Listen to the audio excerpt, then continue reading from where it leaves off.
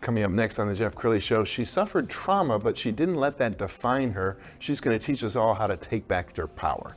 That's next.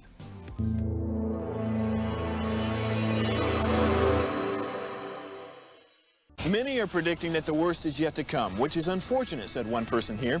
Until now, they've enjoyed the reputation of being the nation's icebox. Watched a burglar in his home this morning by webcam. As a journalist of over 25 years, stories are what make my world turn. Reporting live from the Dallas newsroom tonight, Jeff Crilley, Fox 4 News. But in 2008, I took the jump from my familiar life and started a PR firm from my home. We're talking about anyone with a camcorder like the one I'm using becomes a television network. We started slowly growing the company, and we now have over 100 clients, and we've branched into the world of live digital broadcasting. I now own 8 different TV studios and have a huge team, and the stories that I now get to share are sometimes the most important of my life. Life has a funny way of coming around full circle. This is the Jeff Crilley Show. Well, we all suffer setbacks, but the key to life is not how many times you get knocked down, it's how many times you get up. And my next guest knows that very well, Sherry Buckley-Brown. She's an author, speaker, coach, and my friend. Thanks for coming on the show. Absolutely. Thanks for having me. Yeah.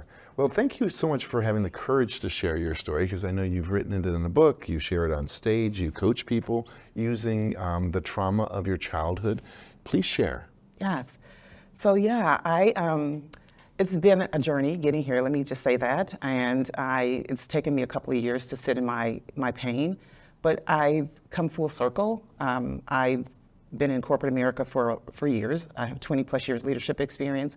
And this coaching just kind of it's my purpose. It's where I'm supposed to be. And so I've decided that I need to, empower, inspire others.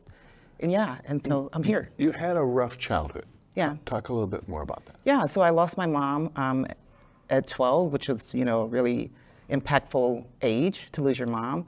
And I just decided to, it put me in a tailspin. It put my family in a tailspin. There were 5 kids. And so we ended up, the family was split.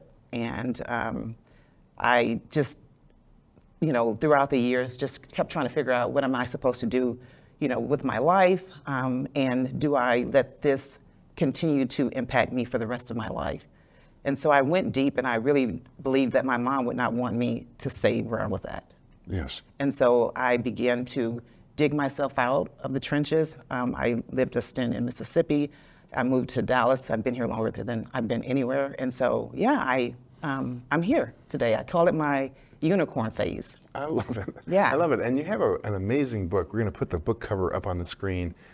Who Will Take Care of Me Now? And I love the image. So the origin of that title, that's what came to you as soon as you lost your mom? Yes. That was the first thought that entered my mind when my mom passed was, oh my God, who's going to take care of me now? So when I started to write the book, of course, I didn't have the title. But, I continued to pen the book, and I wanted the book to be about, you experience, traumatic events in your life, but what is it that you do with it? Do you, pick up the pieces, and can you move on? And so that's how I came up with the title, like, Who Will Take Care of Me Now? And so it's more of an empowerment book, which is what I wanted it to be about. What was it like as you're writing the book, because you're really reliving experiences? In order to, authentically write a book, you have to go back into some dark places. Absolutely. Yeah, you have to sit in it. You have to put the pages down and revisit, right? It was so many iterations of this book. And every time I would reread it for editing purposes, I'd get to a spot where I just was like kind of depressed, right? But that's all a part of healing. And for you to move forward, you have to sit in your pain and you have to recognize it for what it is. It doesn't make you weak. It just makes you a human.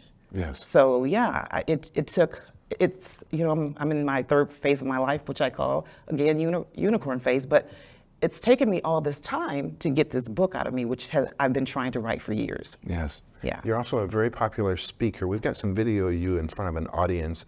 When you're sharing your story in front of an audience, I know you're looking into their eyes. I'm sure you see tears in their eyes. Yes, I do.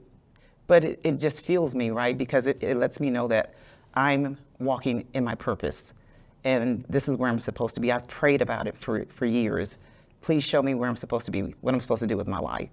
And where I'm at, I just feel so honored that I was able to close the circle, because some people are not able to close the circle, and I've been able to, come to fruition. And pain is universal. I mean, I think about even the pandemic. I mean, think about all the lives lost, and then just people's worlds being rocked. Yes. Like marriages were shattered, people lost loved ones, people probably went through some trauma that is undiagnosed PTSD. So I think your book comes out at a perfect time when we have this mental health epidemic. Correct. What kind of compliments have you gotten on the books from people who have read it? Yeah, so just some reviews on it is that it really hits home for them. Even the title by itself, I've gotten so many wonderful impacts saying, it reminds me of, what happened to me when I went through my traumatic event, the same thought, or when I lost my mom, that's the same thought that went through my head is, who will take care of me now? Even older people who've had their mom for years have said the same thing.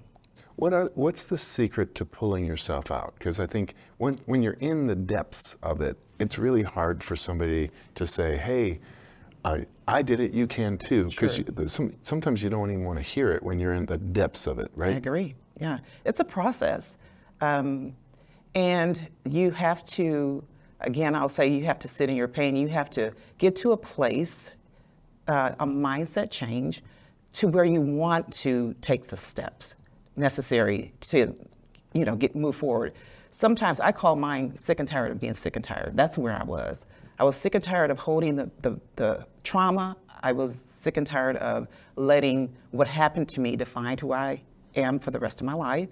And I was tired of holding the actions that happened to me had nothing to do with me. It wasn't my fault. Right. So you have to just get to a place in your mind, in your body, in your spirit, in your soul. And that takes maybe a lot of different iterations. It could be, you need meditation, whatever works for you, music. Sure. Keep trying.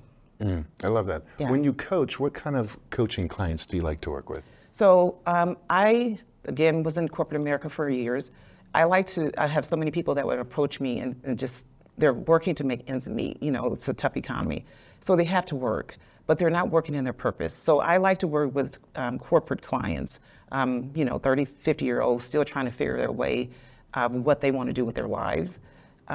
People that, have experienced maybe some traumatic events, but they're ready to move forward or they're wanting to move forward. I like to work with those clients too, because it's near and dear to my heart. Okay, in the 2 minutes we have left, I want you to talk to the viewer who's going through something right now and give them some words of encouragement on there will be light at the end of this storm. True.